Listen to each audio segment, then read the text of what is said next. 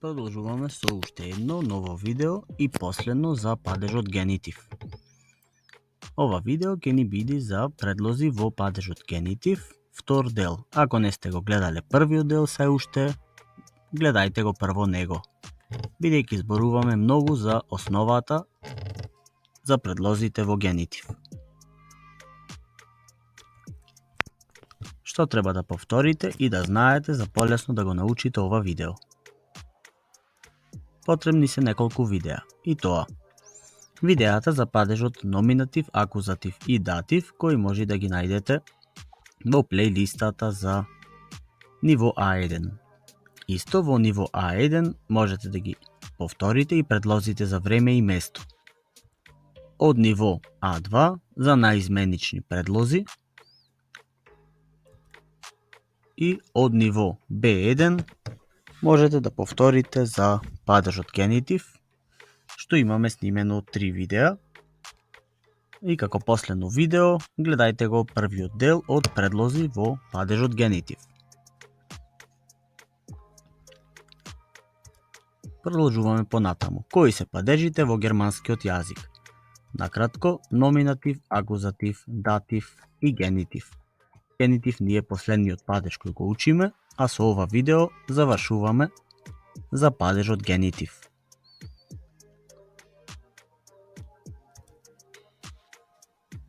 Одиме понатаму. Накратко да повториме што се тоа дипрепозиционен или предлози во германскиот јазик.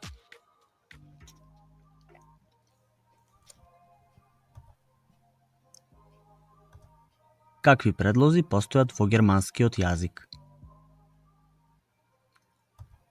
Постојат предлози за време или темпорале препозиционен и предлози за место или локале препозиционен.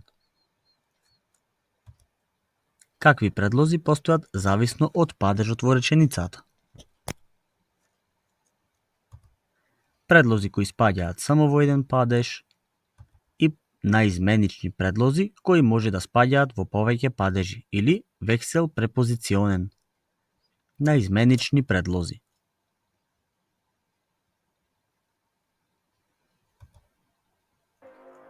А сега да започнеме со препозиционен мит генитив или предлози во падежот генитив.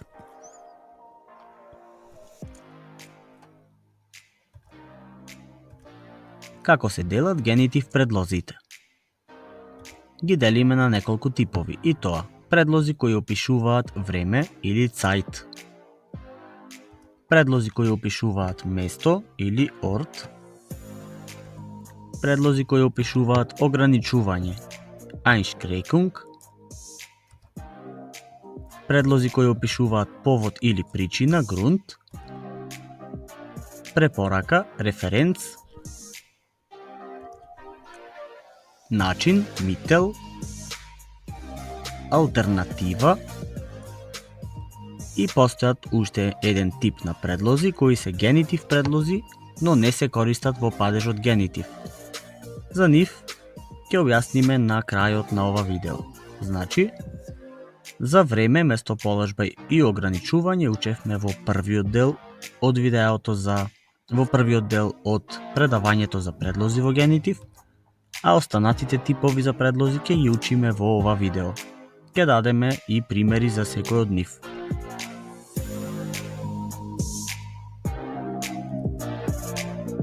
Кои се најчесто користени предлози во генитив? Ги споменавме во првото видео, во првиот дел, но сега ќе ги споменеме на брзина и во ова видео. Aufgrund, wegen, anlässlich, binnen, laut, jenseits, zugunsten, mittels, anstelle, trotz, statt, infolge, angesichts, mit Hilfe. Понатаму inmitten, seitens, innerhalb, während, oberhalb, vor Seiten, unterhalb, zufolge, anhand, diesseits, anstatt, zwecks, außerhalb и абзајц. Некои од овие предлози веќе ги прочитавме во првиот дел, ги извежбавме со нивни примери и кажавме кога се користат. Останатите ќе ги објасниме во ова видео. Како се формира реченица со генитив предлози? Објаснавме во првиот дел од ова предавање, сега ќе објасниме уште еднаш, на кратко. Се формира исто како класичните генитив реченици. Едниот субјект во реченицата ќе ни биде во номинатив, а другиот во генитив. Во реченицата се додава предлог за генитив. И не заборавајте да ги користите и останатите правила кои ги имаме учено досега за генитив. Деклинација на придавки, присвоени членови и слично. Да видиме еден пример за генитив реченица. Die Schule war wegen der Viruskrankheit geschlossen. Училиштето беше поради вирусната болест затворено. Во оваа реченица, номинатив ни е училиштето, wegen ни е предлогот, а der Viruskrankheit ни е генитив. Сега продолжуваме со специфичниот дел за ова предавање, откако повторивме за основата. Предлози кои опишуваат причина или Grundpräpositionen.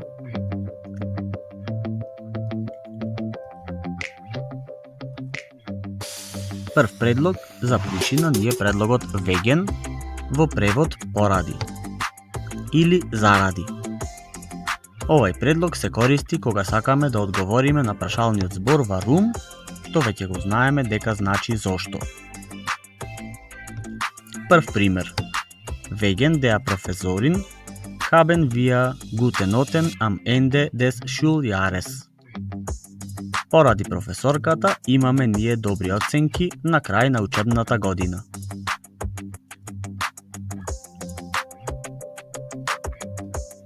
Mein Prüfung hat wegen Ruhetag storniert. Мојот тест беше откажан поради неработен ден.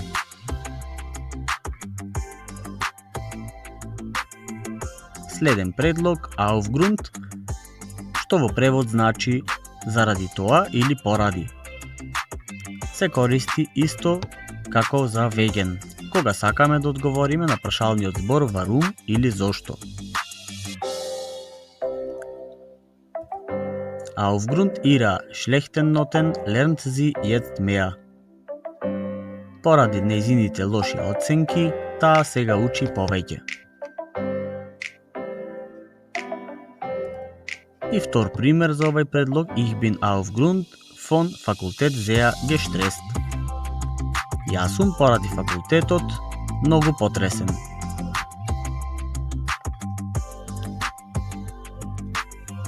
Одиме со следен предлог за причина во генитив. Тоа е предлогот infolge или поради. Или исто така може да има значење како последица на нешто. Го користиме кога сакаме да одговориме исто на прашалниот збор warum или зошто.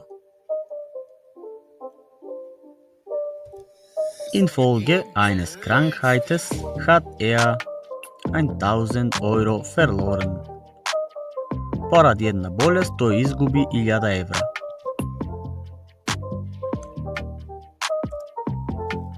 Infolge meiner großer Probleme sind die Freunde Seltenheit. Поради моите големи проблеми, пријателите се реткост.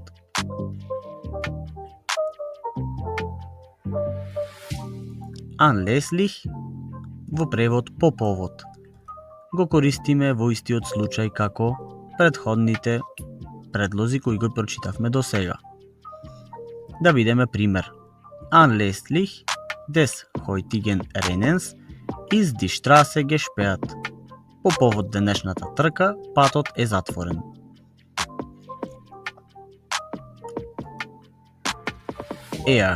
Er kaufte sich anlässlich seines Geburtstages eine neue Torte. Тој си купи по повод неговиот роден ден нова торта. Следен предлог за причина ни е предлогот Zweckst, во превод со цел. Кога го користиме? Кога сакаме да одговориме на прашалниот збор warum или зошто. Преводот значи поради или со цел. Das Auto wird zwecks eines Verdachts verkaufen. Автомобилот ќе биде продаден поради сомнение. Er wird zwecks Feststellung der Personalien aufs Polizeirevier bringen. Тој ќе биде однесен во полициска станица со цел идентификација. Zugunsten во превод во полза на или во корист на.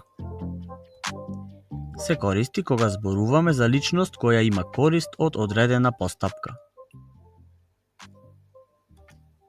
Например, Wir haben nichts zu verlieren zugunsten unseres Feindes.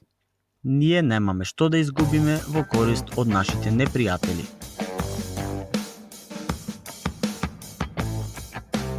Sie sammeln Geld zugunsten des Krankenhauses.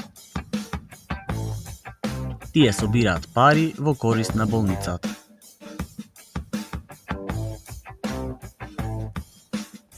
Следни предлози се предлози кои опишуваат начин или мител препозиционен.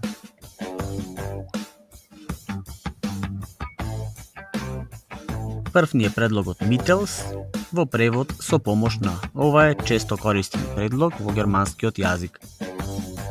Го користиме кога сакаме да одговориме на прашалниот збор ви или како во реченици кога зборуваме за предмети. Mittels eines Kompasses fand der Weg nach Hause. Со помош на компас тој го најде патот кон дома. Die Fragen für die Prüfung wurden mittels meines Internets geantwortet. Прашањата за тестирањето беа преку мојот интернет одговорени.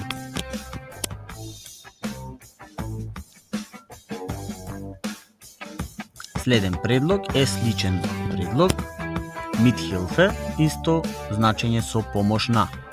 Се користи кога сакаме да одговориме на прашалниот збор ви или како, но за разлика од mittels, предлогот Mithilfe го користиме кога зборуваме за личности во реченицата. Sie arbeitet mit Hilfe einer Freundin an der Hausaufgabe. Таа работи со помош на пријателка на проблемот. На проблемот или на домашната задача. Mit Hilfe meiner Mutter habe ich das Leben verstanden. Со помош на мојата мајка го сфатив јас животот.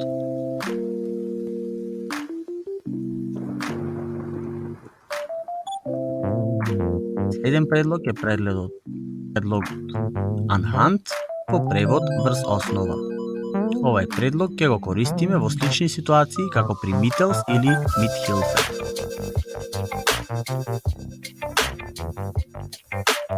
Anhand der Fleiß des Mechanikers kann ich das Fahrrad besser fahren. Врз основа на трудот на механичарот, можам велосипедот подобро да го возам.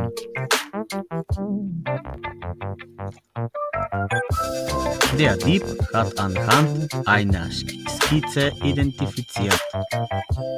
Крадецот има бидено идентификуван преку нацрт или врз основа на нацрт. Следен предлог цуфолге или во превод според, поради или врз основа на. Цуфолге го користиме кога опишуваме нешто според некоја личност.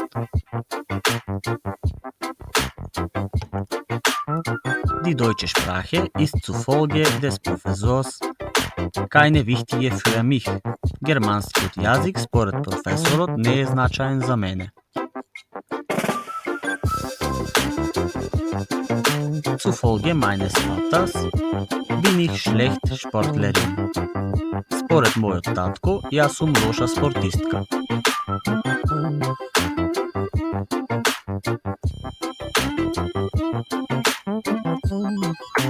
Следни предлози за начин се предлозите seitens од страна на и von Seiten од страна на со исто значење.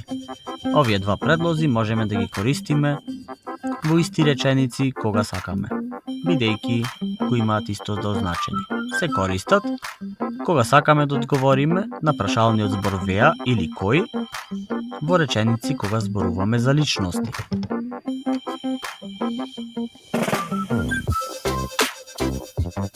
Seitens der Ärzte fing die Arbeit an. Од страна на лекарите започна работата.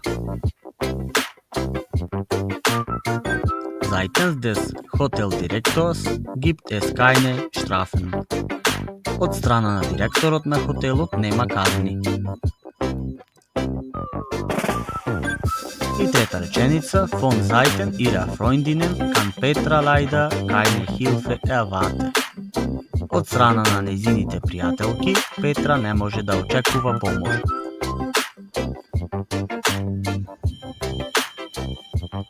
Тоа беа предлозите за начин, продолжуваме со останати типови предлози кои опишуваат препорака или референц препозиционен.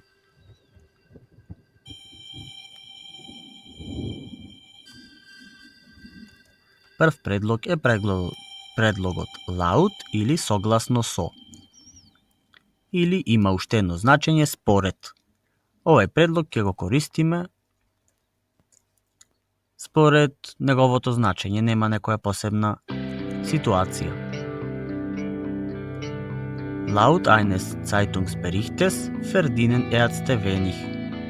Според извештајот од весник, лекарите заработуваат малку.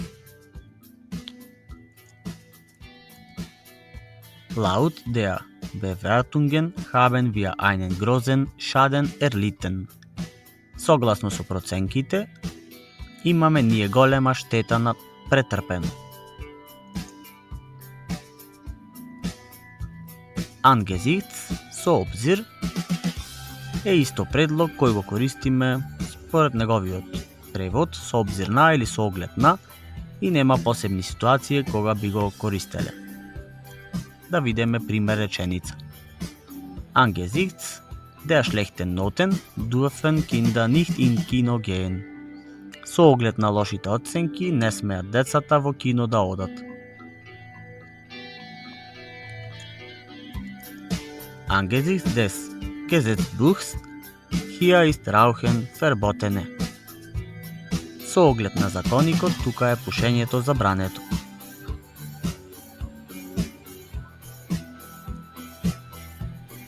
И предлози кои опишуваат алтернатива се последните типови кои ќе ги опишиме во ова видео.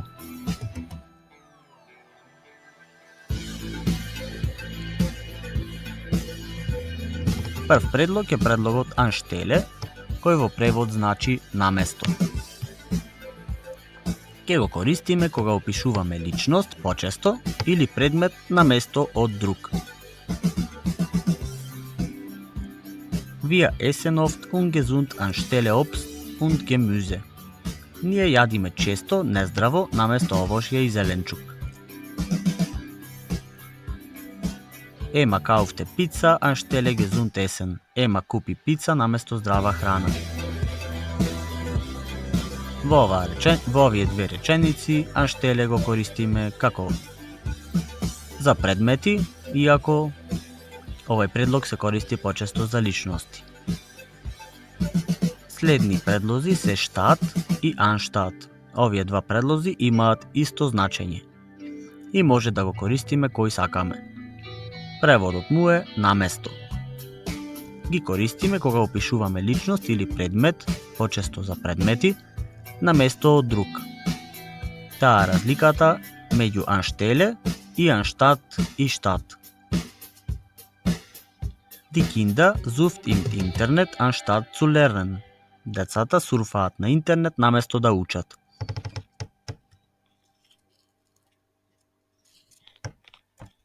И следна реченица, warum gingst du statt deiner Freund? Зошто пееш ти наместо твојот пријател?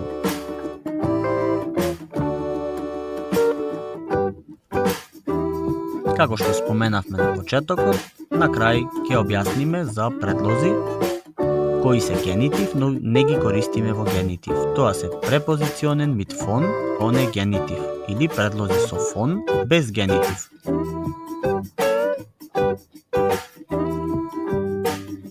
Во некои реченици, како што кажавме, може генитив предлогот да се користи без генитив. Генитив предлогот ќе добие додаток фон и ќе стане како датив предлог. Некои предлози сепак се користат само во генитив и не може да ја имаат оваа варијација, а некои може да бидат во генитив или фон плюс датив.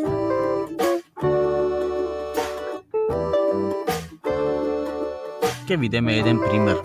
Препозиционен оне генитив. Првата реченица ќе ја прочитаме со предлогот анштеле како генитив предлог. Anstelle meines Bruders werde ich das Frühstück zubereiten. Наместо мојот брат, јас ќе го приготвам појадокот. Истиот овој предлог може да стане како датив, ако добие фон. Anstelle von meinem Bruder werde ich das Frühstück zubereiten. Наместо мојот брат, јас ќе го приготвам појадокот. Речениците имаат исто значење.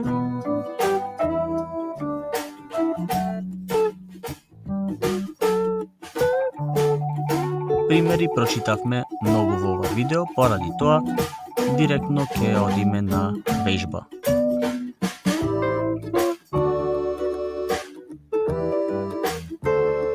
Обидете се да ги преведите овие 5 предлози на македонски јазик.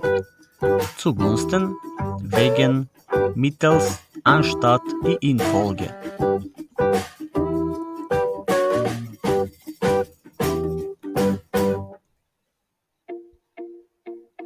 Zugunsten е во полза на. Wegen, поради. Mittels, со помош на. Anstatt, наместо. И in Folge, поради. Во оваа реченица треба да го внесите само предлогот кој недостасува. Ние го усовршуваме колачот со помош на шеќер и шлак.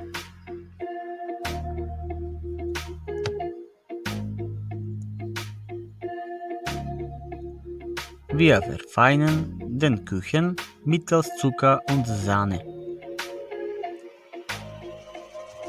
Уште една реченица. Според мојот професор, јас сум најдобриот.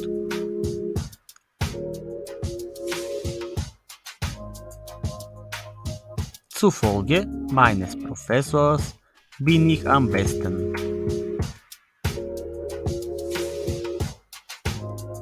Тоа беше се за ова видео. Ако ви се допадна, кликнете лайк и препорачајте го каналот на друг кој сака да учи германски бесплатно.